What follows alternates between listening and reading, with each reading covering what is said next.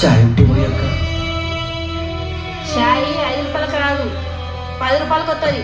కొంచెం ఉన్న పోయక్క. రాదు, 5 రూపాయలకు రాదు. ఏ పోనీ టైం వెళ్ళమన్నానా? వెళ్ళు నీకే.